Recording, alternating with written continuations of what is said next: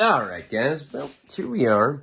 And I don't use a mirror when I shave in the shower.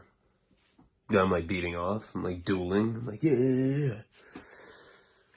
So I always have spots and shit because I forget, because that's how bad my ADD is. Like, I'll be like shaving, and then I'll just like think about a squirrel like running across the street getting hit by a semi. I'm like, oh my God, empathy. And then I just, forget what I'm doing. So I got stoned earlier, which I always regret before a video because I'm just not as witty, Like, I'll be like in the middle of saying something and I'll be like, I forgot. I'll bitch out, I'll like get scared, curl up in a ball. It's like still recording. I'm like, oh. No, I was peeing. I was peeing on the floor. In the fetal position. I was just hoping someone would get in my mouth. And I say weird shit or whatever. So, oh man, I wear these headphones so much that they start like, my ears start itching and shit. But like I said, I'm trying to do a few more $10 tier videos, a few more $20 tier videos. Try to do 2 videos a day. Like, that's my goal. It's just, seems like every day I'm busy and I'm just like trying. That's why I'm going to rent that office space at Sinister Studio, because I know that if I get my car and actually go, I'll get shit done. If I stay here, I start like making like I start making squirrel memorials and shit. I'm like, I thought of you once in the shower. Now I want to see you forever, Maybe I'm still a little stoned right now.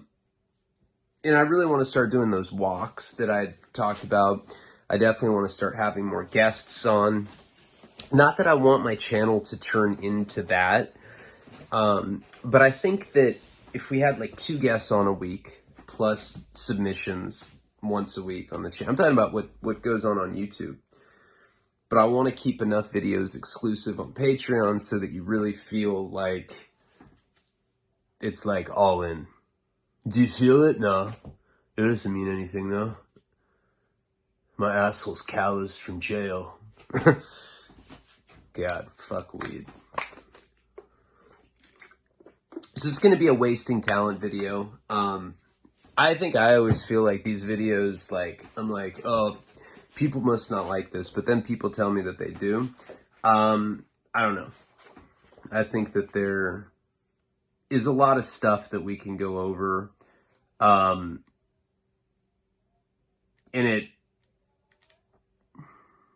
okay, hold on. Where are we at? Okay, the threesome was the last chapter. I don't think I read that though. I think I just explained the story behind it. So let's get into it. Oh no, I think I read it, right? Pretty sure. I don't even remember. I'm pretty sure though. If I didn't, I'll redo it, and we'll do like an entire another one. So this is chapter 10. So this chapter in particular, you guys have heard the story behind it a bunch of times because it's how Mike Virgin story starts off. And if you remember, what had happened is I had a meth breakdown, like straight up meth psychosis. I like got like some like street vending truck and I was like, oh, I'm so high. And someone's like, hey man, you need a license for that kind of shit. And then well, that didn't happen. But what it did happen is that my friend Alex had given me 2 ounces of meth. I had ordered 2 ounces of heroin. And I ended up going on this like insane meth bender with a stripper named Brittany. And then I was crying on my hands and knees and I was looking through rappers because I thought that it was a mathematical fucking certainty that there would be drugs on the street. I was like, somebody has to have dropped something somewhere. And me crawling around the street, I'm probably going to find it. There's a good shot, there's a good chance. And when you're twacked out like that, you start really giving into these delusions. That's one of the weird things about meth psychosis. And that's why some of my like friends that have been doing meth for years are permanently meth psychotic. you know? We're like getting gas, and they're like, what are you doing? They're like, finding somebody to kill. I'm like, why? Ever since Amber left me, to be honest with you, I feel dead inside. I want someone else to feel how I feel. I'm like, oh. Hey, you should go to a meeting, bro. Oh, all right. Yeah, I get it. All right. So I ended up going to that rehab in Florida, and that was a period in my early 20s where I would like seduce women. I don't know how, because I was shot the fuck out, but this would be my game. I'd be like, hey, you trying to have sex? Yeah. And they're like, all right, let's leave rehab. We might die, but who cares? Fuck it. And then we'd just like scuttle down the street with our bags. Happened to leave with two girls, Megan, this other girl, Allison. And Allison died of a heroin overdose. And yeah, I was in a state where no deaths allowed here. Nope. If you're with someone that dies, you're going to jail, man. And so we had to pretty much figure out what to do with the body. Then the Mike Virgin thing happened. Anyhow, what ends up happening in the Mike Virgin story, if you remember, is that we needed somewhere to go. We end up going to a Best Western. My dad gets us a room for a week. And then we find Mike Virgin. He's like, hey, you smoke crack? And then the whole Mike Virgin thing happened. So when I was writing Wasting Talent, I was talking to Ryan Romnerace about this today. There was a guy there, I've talked about him before, and his name was Charlie Harper. Smartest man I've ever met in my entire life. He was like Goodwill Hunting guy, but he was a straight up antisocial behavioral disorder convict. That his entire life he was doing crazy fucked up stuff, a lot of stuff that I didn't even know about. Romnerace was telling me about it, and stuff that I don't even agree with. I guess when he was younger, he had thrown something off a bridge, something heavy, like a block of cement or something. And it fell in a semi-truck, and it hurt the driver and a bunch of people that were driving. That's some sociopathic shit. No, I don't use, no. Later, he started going to state prison, in and out. He escaped a couple times. And by the time I met him, he was in the feds because the place that he was buying sassafras, the bark that would be the precursor to MDMA, also used for crystal meth sometimes. He was ordering sassafras in its raw form, which is like a bark, and he was getting it from some chemical supply company. Mama Papa shop based in Ohio. It got raided. They had the backlogs of all of their customers. The feds looked at him because he had a criminal record, so he was a person of interest. And his house got raided. They found supplies for him manufacturing MDMA, even though he'd been retired for a few years. And by the time I met him, he was doing like 15 years or 20 years or something like that. Now, this is the guy that had taught himself how to speak Chinese, which is pretty weird, you know? Why would you do that? So I can, torture people and speak Chinese? Really fucking blow their mind? Who knows what his intentions were for learning Chinese, but he did. And he had a photographic memory. I think he was one of the first people that I had ever met that was like that. He could look at a page of a book, read it one time, absorb every single thing on that page, and tell you exactly what it said, like verbatim. It was absolutely crazy. And because of that, I guess both of his parents were professors, in Michigan. They were divorced, but they were both intellectual professors. Imagine intellectual people fighting. Well, I think you're being obtuse. I think that your tonality is disadvantageous to the continuity of this relationship, or whatever, Really intellectual people bug the fuck out of me if they always talk like that. Like, how do you butt fuck somebody like that? I'm I'm trying to protrude your anal canal with my penis until sperm dribbles out like a frothing riverbed. Now, I don't want to. That's the wife.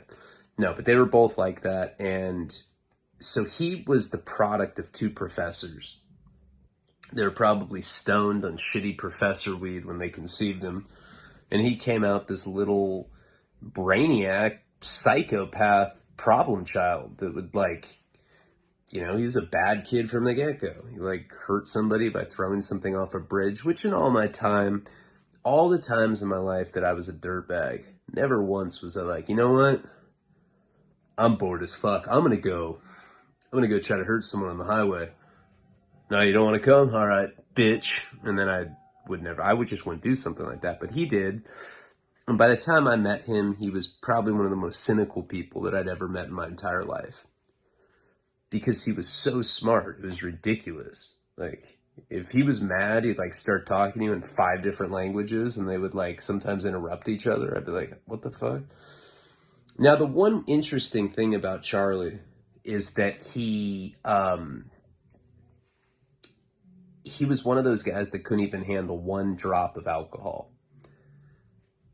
They called him Chuck the town drunk, or Chuck the village drunk, because he would have 1 cup of Pruno and he'd start yelling the N-word.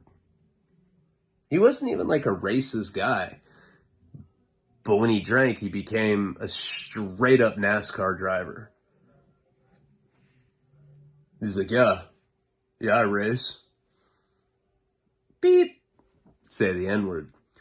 So, needless to say, he got in a lot of fights. There were multiple times where I saw him get drunk and he'd just go up and bitch slap somebody that was, like, bigger than him, and then he'd get beat up. Pathetic babble, you know, when drunk people get like that. And then he would wet the bed.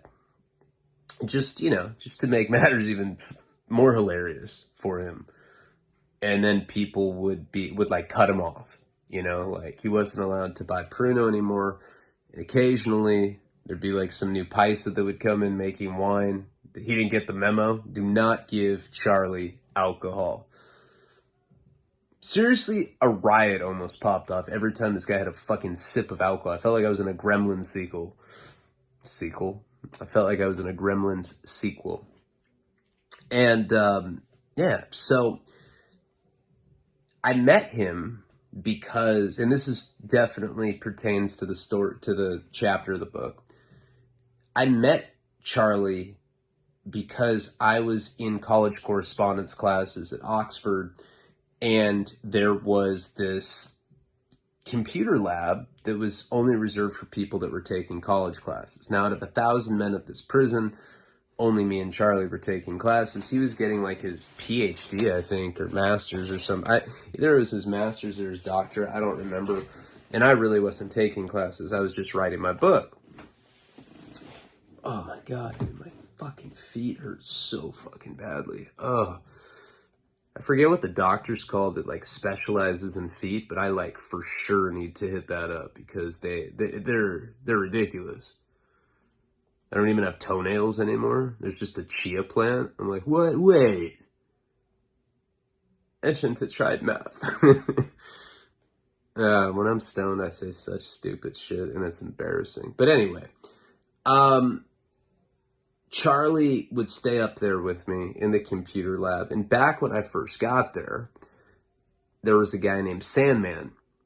And I don't even remember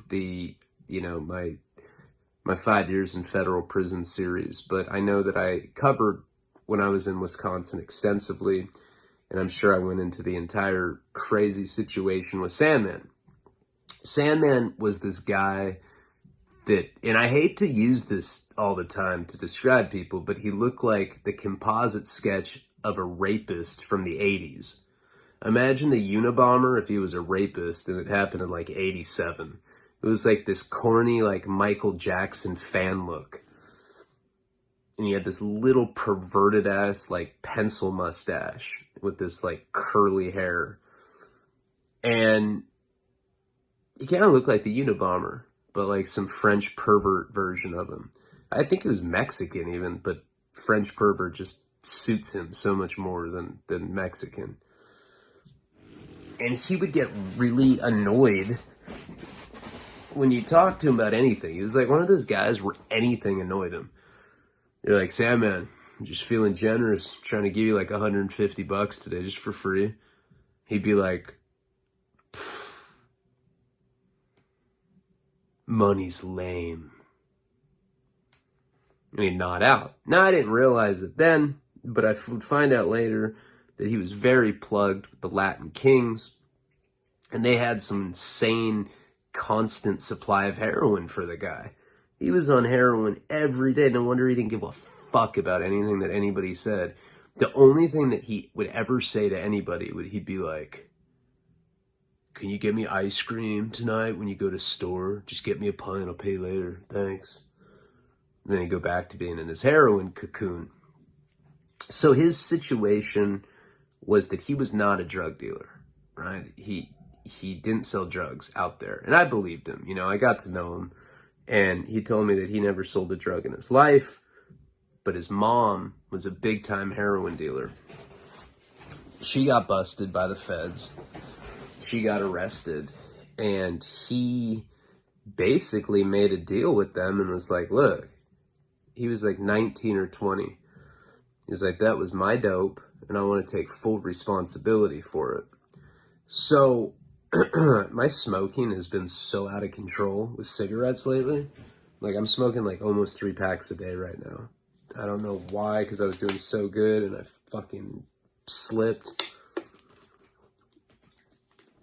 And I'm mad. I'm smoking way too much. I gotta stop. I don't think I'm going to go buy a pack right now. I think I'm just going to try to just chill. I have one left. So he made this deal with the feds, and his mom got out. They traded custody, and he went in, and he got a life sentence for it. Like, that's how big of a heroin dealer she was. And I said, why would you do that? If I tell you, will you give me ice cream?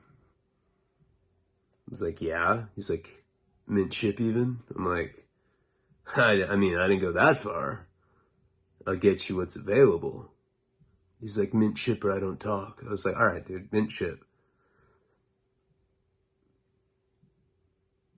Because it was my mom, man.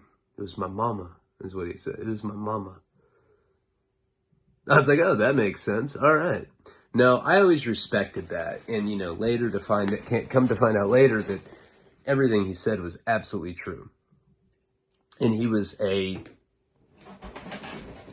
didn't seem like a hardcore guy at the time. But what I did know of him, because I'm a pervert, he was the porn dealer of Oxford. Like, he sold pornography. I mean, this guy was a smut peddler. Get your butthole shots here. You know, it's like that kind of shit. I got your butthole shots. 15 cents for a butthole shot. I got them here, butthole shots. It was like some paperboy shit from the 1930s. It was pretty trippy. But he was very organized with it. And somehow he had amassed a very impressive pornography collection. And I'm like, hey man, I can't be the only one. Has anyone ever thought that it was a bit odd that you look like the composite sketch of an 80s rapist and you're a porn kingpin? He's like, I get that pretty frequently, yeah. It doesn't mean nothing, though. Can you give me ice cream? You know, and so what he had done, apparently, is he had gotten to this prison, 10 years before I got there. By the time I met him, he was in his 30s. I think he was somewhere before Oxford as well. Damn, my feet are fucked off. Jesus. My entire foot's like a blister. I don't even want to show you. That's how bad. If I won't show you, it must be really fucking bad. When he had gotten to this prison, he had some vision, Someday I'm going to have a porn empire and they're going to pay me in ice cream, And so he went around buying porn magazines because back in the day, pornography was legal in prison. And then they must have had some sort of board meeting, and they're like, all right, if we take away the magazines, they might butt fuck. We want them to butt fuck, Gerald. We want them to. All right. It's law. No, some Republican politician had outlawed porn in prison, also R-rated movies, because he said that men were masturbating and it turned them gay. I'm like, is that what masturbating does for you? Certainly, yes. So there was still porn. You're still going to run into color pornography in prison, but it's grandfathered down. Now, what kind of porn did they have? They had everything from Playboy, Penthouse, Hustler, Buttman, which was a fan favorite. Then they had like really hardcore pornography. And then it would get to a point where it was like, they were called fuck books, right? And it was just literally like picture sequences of like some chick getting gangbanged on a soccer field. And you're like, I want that one. That one you can have. And these fuck books, they also would call them fiend. You know, that's what the black dudes called it, fiend. Yo, man, let me get that fiend. Ooh, look at that, the apricot monkey. Oh, my God, that's the best apricot monkey I've ever seen. And these guys, you know, it would buy them. Somebody would buy them. Usually, like, the baller of the group would buy a porn magazine, and he would, you know, make color, black and white copies. You could sell 20 pages for $5. Or people would rent out the porn. Now, people would laminate it with, like, translucent tape, shit like that. And you'd have these fuck books, and if the cops found it, they stole it. Taco had it. Hey, man, you know, there's lots of shitting on this page. Yeah. That guy had, like, 50, 60 books. No bullshit. I was like, oh, they're letting you back into the community after this? He's like, yeah, man, with bitches, bro. I'm like, all right.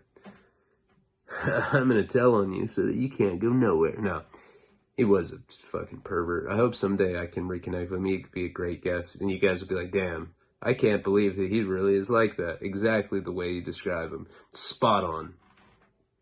People that know my ex-wife say that that's super accurate. And people that knew Kate, they say it's just like that.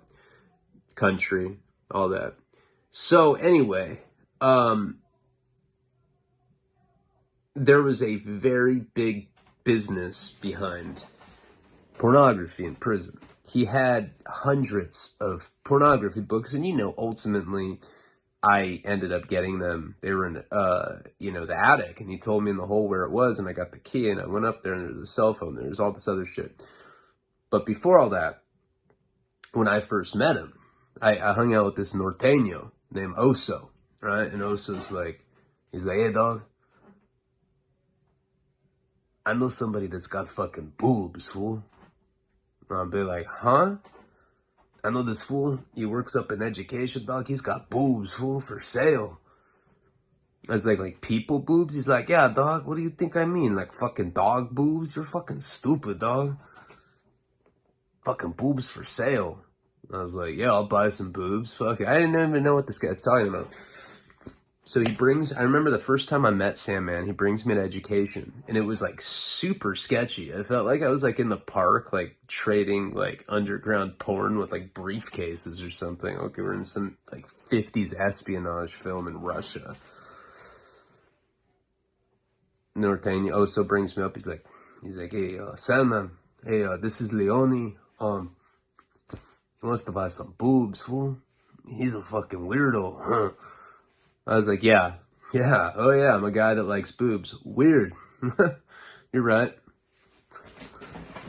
Sandman shows me a catalog that he had made, and he literally had photographs of every cover of every magazine. He had every photo, every page, and it was on a keychain, little laminated like previews. I mean, it was a business. He had it numbered. He had like a binder where like, all right, this person wants to buy this magazine. This person wants to buy this batch of black and whites. 20 pages, black and white, stapled for $5. So if you buy a color porn magazine, you, shoot, my feet are so bad. you can get copies made, then you can make your money back, then you can rent it out. It's like $5 for an hour, which is weird because you're like handing it to some toothless fucking carny. He's like, yeah, man, I just like reading the articles, bro. I don't even like fucking masturbating, bro. That's fucking disgusting, bro. I'm a Christian, dog. Yeah, all right now. And then like they come out just covered in sweat, and you're like, ugh. Can't believe that guy touched my girls, you know? So I remember, you know, I'd buy porn pretty frequently. And that's how I'd met Sandman. So his job at the prison was he was in charge of education. Now, it was hard to get black and white photos made because you had to have somebody that worked in education that would do it. He happened to have that particular job. So not only did he have all the porn on the entire compound hidden there, he also had access to making black and white copies of it.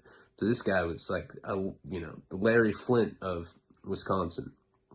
So I would spend a lot of time up in the education room with him and Charlie Harper, who's like the weirdest fucking guy ever. And Sandman was the weirdest guy ever. And eventually, you know, every day I'd see people come in there. They'd like have appointments with him to like browse his porn preview selection. You'd like see some weirdo like beating off under a binder. He'd be like, yeah, just keep showing me samples. Yeah, no, not that. No. Nope, not that one. He'd like come and he'd be like, yeah, I'm cool, bro. I don't even have any money on my books. I'm out of here, you know? And you're like, what the fuck? There was a lot of beating off going on up at the education. It's weird to be locked up. You know, it's not normal. So at one point later on, Sandman, they're playing, you know, frisbee football. And there's like leagues. They're like going to do a tournament. Like, just get, you know, your friends get together. You're on the same frisbee football team. And there's teams. So Sandman had said, okay, like anybody on my team, I was on his team. Anybody on my team is going to have clean paperwork. We're going to have a paperwork party.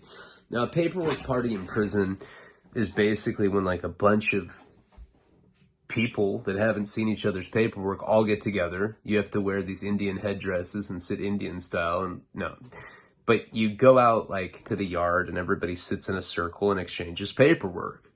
Oh, you're not a rat? Right here, man. Oh, you're not a sex offender? Tight. We even had lockup orders so you could see if you were like PC or check-in at another yard. When they start asking for the paperwork, there's this guy named Tony Sutton. Tony Sutton is this little kid that looks like the guy from A Christmas Story, Ralphie. You know, he's got these like square glasses and he just looks like, I don't know, he looks like he's 10 years old, but he's stuck in a federal pen. And that guy got weird about his paperwork. Now, this guy, Tony Sutton, had been at this prison for like 7 or 8 years. I guess nobody had ever asked, and he wanted to play frisbee football, so it put everything in a weird position because now, all of a sudden, he's like, okay, I don't want to be on the team. They're like, what do you mean you don't want to be on the team? You don't want to share your paperwork. What's up? You must be a weirdo. Let's see your paperwork. They ended up getting paperwork on the guy, and he was a pedophile. So this huge thing happened, and Sandman basically beat him up with a lock and a sock, and Tony Sutton got a permanent stutter from brain damage. He went into a coma. He can never talk right again. Like, he stutters now. And whatever, he's a cholo. He fucking deserves it. It's too bad he didn't die. Sometimes when, like, I get wishes, like in a fortune cookie, I'm like, I hope Tony Sutton just drops dead, fucking chomo. So after that point, it was weird because before Sandman, even though he's like, I don't care about nothing, I just want ice cream. Like, that was his whole trip, and he would sell porn, and that was pretty much it. I got to know him, and he had told me the story about his mom. But after that point, Charlie Harper and I were... Did I say Becchio in the beginning of the video? Charlie Becchio is the guy that ratted me out. Charlie Harper is the same name as 2.5 Men. He was the really smart guy, and he was up in the computer lab with me. So after Sandman had gotten busted for giving Tony Sutton a speech impediment. I got assault with inflicting a speech impediment on a pedophile. Yeah, they're shipping me, bro. It was good knowing you. Oh, by the way, here's where this key is for the porn fucking treasure trove, right? So, after that, Charlie Harper and I were basically alone up in the computer lab. Like once in a while, I'd be like, yo, we could probably butt fuck right now, and I bet we wouldn't get caught. And he'd be like, gross, man. He was very, like, socially awkward. And, you know, with somebody like that, you're always scared that he might get his hand on some fucking wine.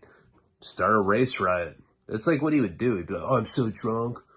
I'm gonna go offend other races. Fuck it. You know, that was like his idea of partying. Damn, my feet are just bad. I kind of want to show you because they're so bad. It's like like, basically my entire foot is a blister. Like, it's so, I need to go to the doctor. There's always something wrong with me. You guys are like, this guy's such a bitch. What a hypochondriac bitch you are, Ryan. No, but it's pretty bad. So, I'm going to put my socks on. I'm going to go smoke my last cigarette. And then I'm seriously going to try not to buy another pack tonight. Even though I have to go move my car. And then I'm probably going to be like, oh, just drive around the block. Go to 7-Eleven. It's all good. Oh my God. The burn that I have right here. Jesus. Here, look at this. I'm not going to show you my other foot. But look at this burn. Can you see it? This is when I dropped a cigarette. Oh my God. That fucking hurts. And that's like the good part of my foot. So anyway, so I really got to know Charlie Harper. And this is the thing. He knew Chinese. He knew like how to make like he knew how to synthesize every drug. I mean, he was a chemist and he was a very accomplished chemist. He, you know, had made DMT. He made mescaline. He had made MDMA. I don't think LSD. But I think I remember him telling me something that he couldn't get the chemicals. Like, the chemicals were, like, pretty much blacklisted. I've heard that from other people. They have a rudimentary understanding of chemistry, because I guess making LSD is not that hard. It's just the chemicals, like, that you need to make it are, like, blacklisted and super hard to get. But he made a bunch of Molly, he made all this other stuff. So, this won't even be a wasting talent video. This is just going to be called Charlie, but it's for the $10 tier. I was going to do a wasting talent video, and now I'm just going off on some rant about Charlie. This is what my $10 walk videos were going to be like. Like me just telling random ass stories like this. Maybe I'll start a whole series called Prison Origins, and I'll focus on one character. Maybe I should. That sounds like a good series. So,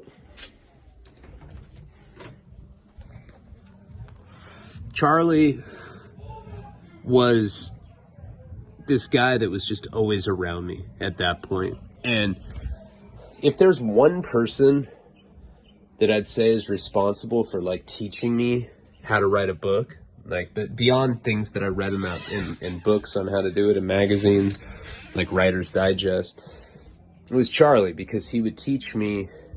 He was just this like infinite wealth of knowledge. He knew about everything. He knew about just like he had a photographic memory. So anything that he was exposed to, he had learned. And then he would just know it. He was like one of those guys.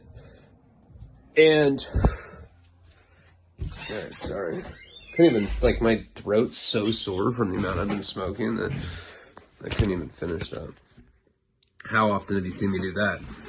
Sorry. So, as time goes on,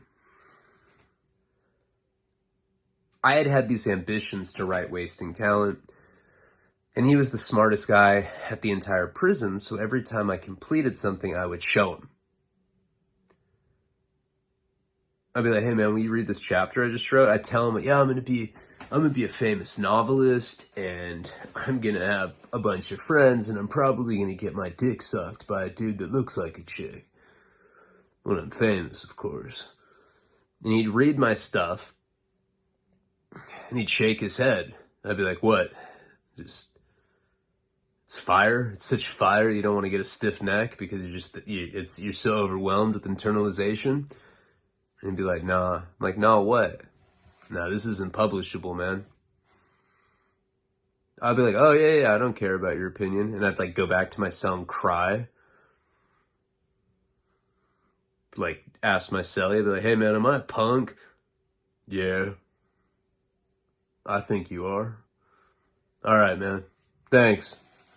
I'm going to ask you the same shit tomorrow after Charlie hurts my feelings at education. All right. Can I borrow a bag of Keefy? My kid's mom might be sending me money in April.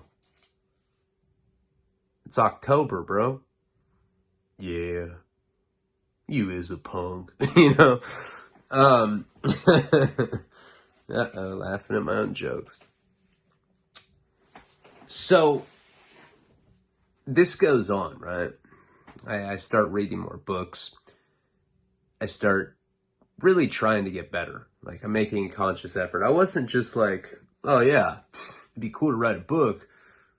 I'm just gonna, I'll just write my shit down and then it'll hit. No, I took it really seriously and learned how to do it. And he was my greatest teacher. 6 months would go by, I'd show him what I wrote again. I'd be like, can you look at this? And he'd be like, unpublishable, bro. It's another 6 months, I'd ask him. Oh, no, it's still unpublishable. In fact, you should stab yourself in the eye with a mechanical pencil, just so maybe they'll ship you out of here. Maybe another prison won't think you're a bitch. You know what I mean? Start rubbing my shoulder.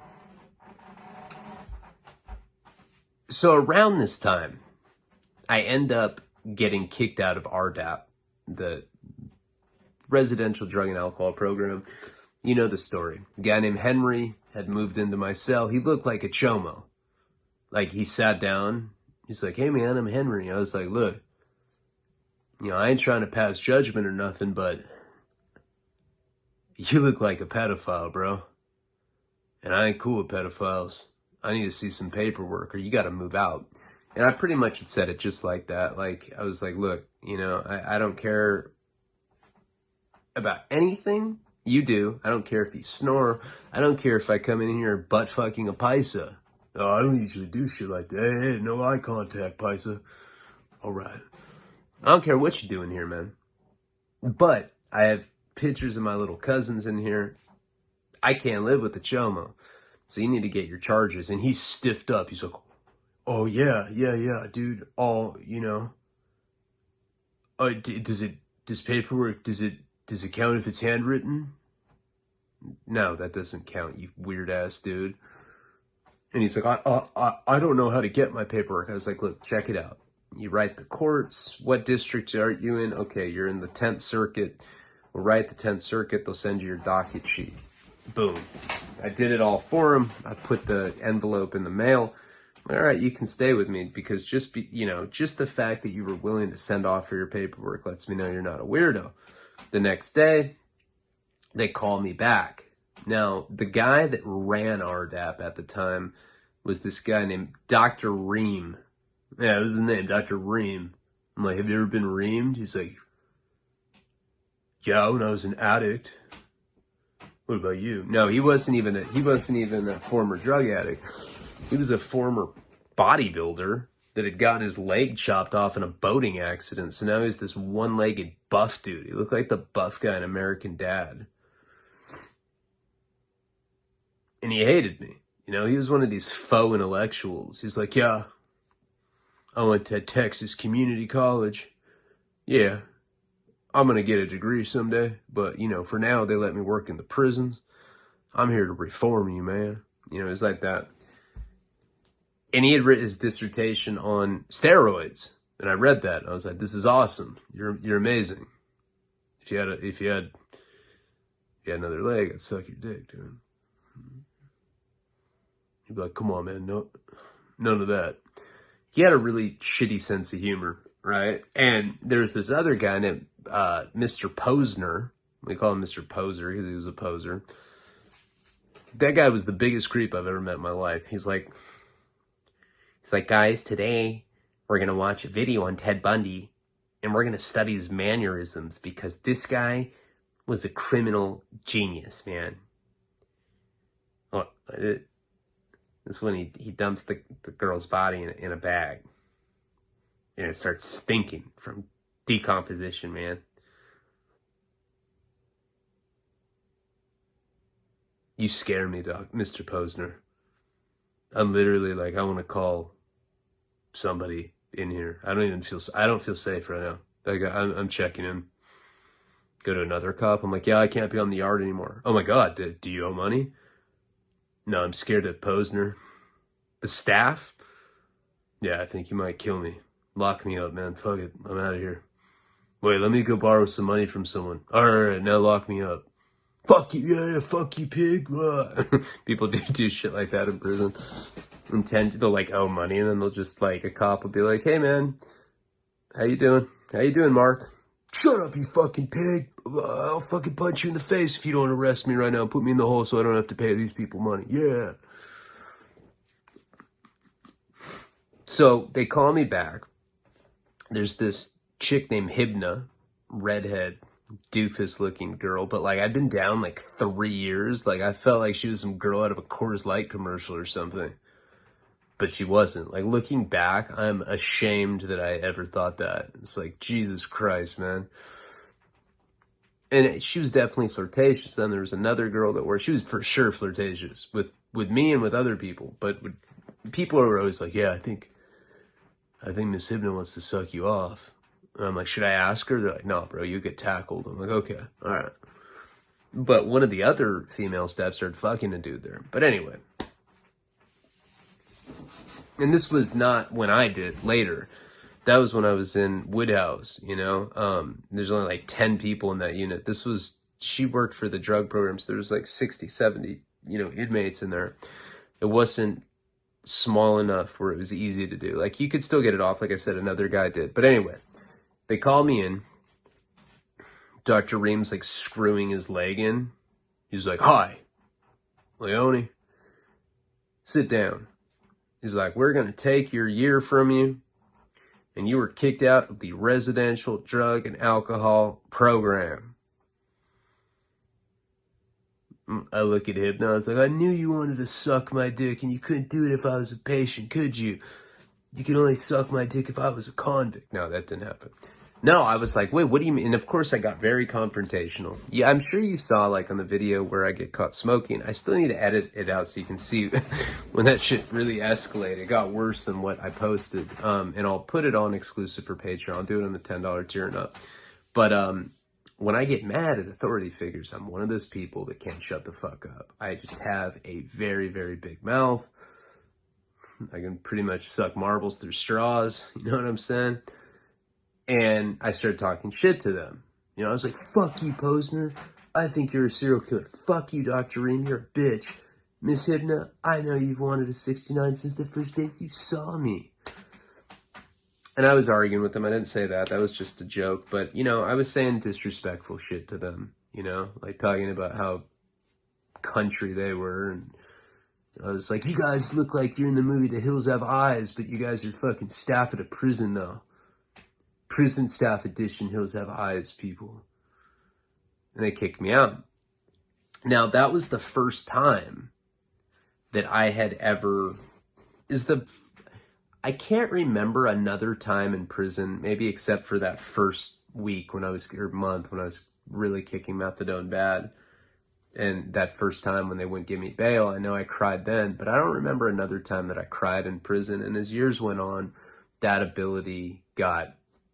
You know, you start getting really empty feeling inside and you just don't have emotion because you're in prison. You're seeing people get like stabbed all the time. You're like, oh, whatever. Hey, you got a Kool-Aid pack? All right, dude, thanks.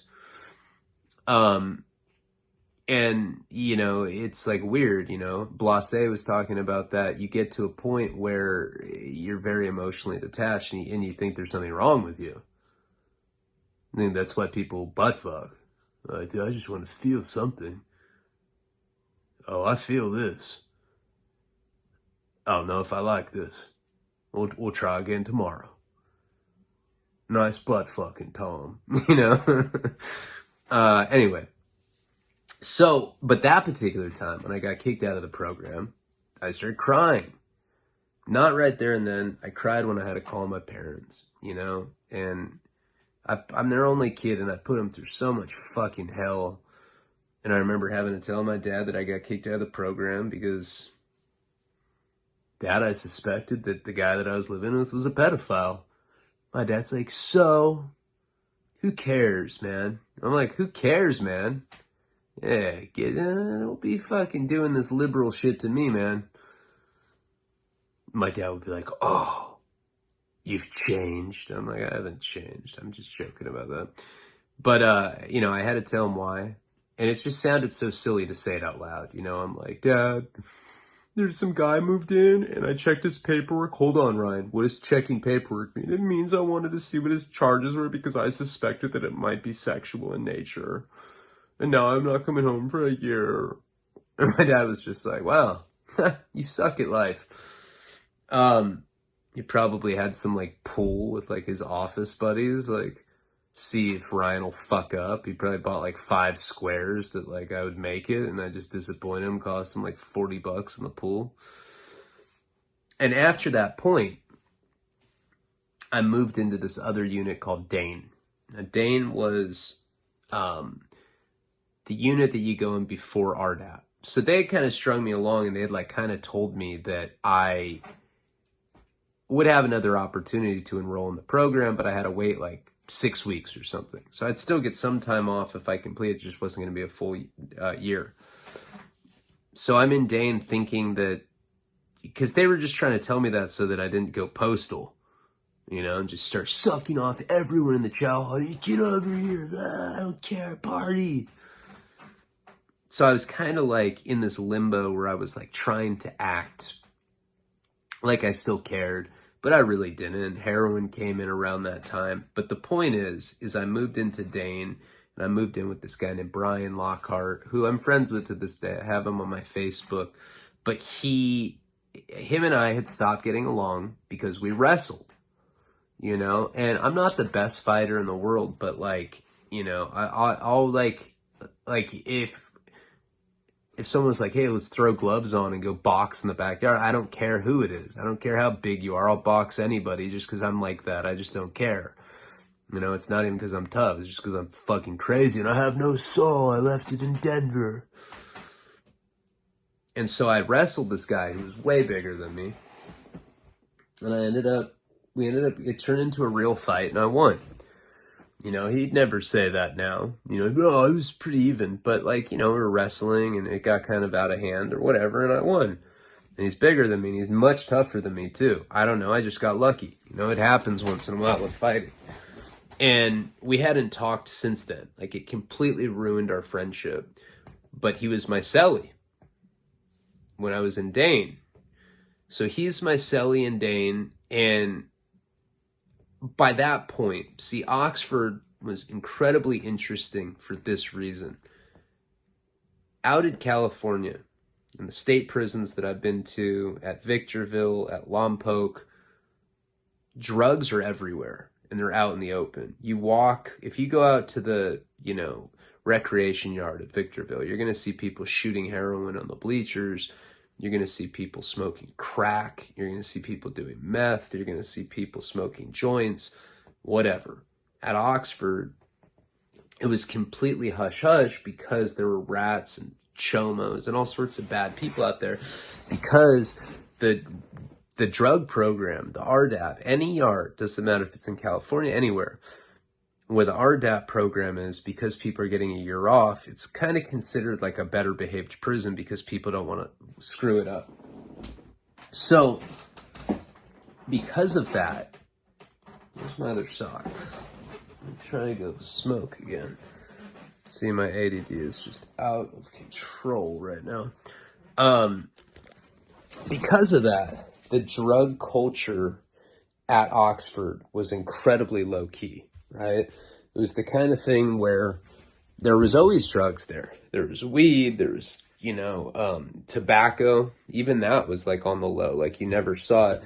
There was weed, tobacco, heroin, there was meth, everything that you could think of. And people acted like there wasn't. Before I'd gotten kicked out of the drug program, I didn't even know that there were drugs at this place. I thought that it was just like a dry yard. And as soon as I got kicked out and started getting into trouble, I realized that there were drugs everywhere. Now, this guy, Brian Lockhart, had just gotten his stimulus check. Yeah, he got a stimulus check. He got his pension from working. He was a construction worker, and he cashed in a pension check, and he got like 50 grand put on his books. So he was like prison rich at the time. And every morning he'd wake up at 5 a.m. and we'd smoke weed. He'd wake me up. Even though we weren't getting along and we'd gotten in that fight, he's a cool guy. And like I said, I'm friends with him to this day. And he would wake me up. And if you remember, we smoked weed by rolling up a joint with Bible paper. You use Bible paper as the rolling paper. And you roll up like a little pinner joint. Like it looks like a toothpick. Hey, that is a toothpick, dog. Looks like a toothpick, right? You cut it into like little chunks. Like you get a straight razor blade. You split a joint into like 6 little small pieces. Then you use a wire to light it with a battery. And the wire gets red hot. And then you get a metallic pen that people would steal from the cops.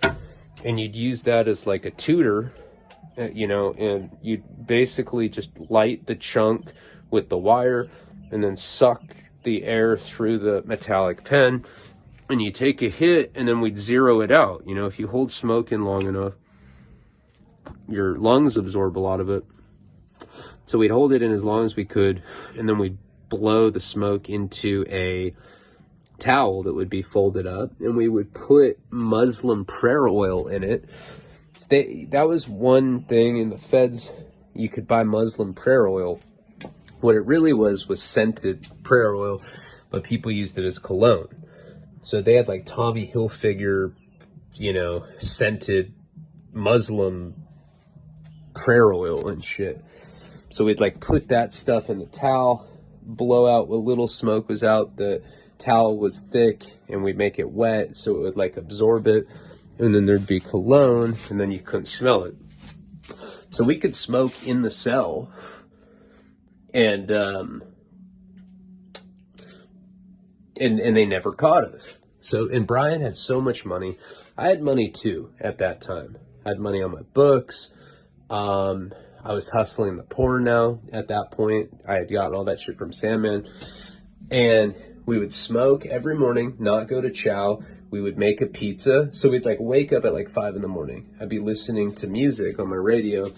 That Cheers song by Rihanna had just come out. So we'd always be listening to that like 5 in the morning, blaze it. And then we'd go back to sleep. Whenever we woke up, like around 9 or 10 o'clock, we would make a pizza because they had pizza kits. You could get the crust. It came with a little pouch of tomato sauce. And we'd get mozzarella cheese and we would shred it up, because we made like a cheese shredder with like a Ajax lid. You just put the mozzarella cheese on it, on the Ajax, it has like the little holes in it, and it'd be like a cheese grater. Make a pizza, eat that, and then we'd smoke more weed, and then we'd work out, write, all the normal stuff that I would do. So this became this routine for like a good 2-3 weeks, smoking weed every day. Just became a complete pothead. And weed's like something I don't even like, especially in prison, because when you smoke weed in prison, it takes you out of your reality. You're insulated in like some weird like acceptance reality. When you're in prison, you just accept it, You like don't think about the fact that like you're around murderers and bank robbers and rapists and dangerous ass fucking people. And then you smoke weed and you realize how weird they are. You're like with some random Mexican dude with a ponytail. He's like, hey, do you think if I painted my face? No, wait, that's not Mexican. Hey dog, do you think if I painted my face silver that people would think that I'm a fucking Hispanic robot? I'd be all stoned. I'd be like, oh my God, this isn't normal. I feel very unsafe right now. What if he's not even a person? I'd start freaking out. You start thinking about how weird people are that you're hanging out with, and you start thinking one very common reoccurring thought in my mind is, I would be like, I would never hang out with these people in the free world. What the fuck am I doing hanging out with a guy named Raul that has painted nails? He's like, hey, the last time someone made fun of my nails, I suck their dick, dog. That's what I do when I get mad. Make me angry. I'll fucking prove it, fool. You're all stoned. You're like, fuck. And what we used to love to do is get stoned and go work out. And I learned in prison, paradoxically, sounds like it doesn't make any sense, but when you smoke weed, it definitely helps you with the workout because you can get really, really into it. So anyway, Charlie Harper lived in this unit. Now, I'd known him from the computer lab.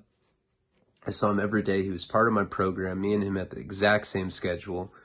Right in the day, he'd be working on his college class, then we'd work out at night. And he was a store guy. So he had a bunch of surplus commissary, and he would sell shit 2 for $1 or 50 cents on the dollar.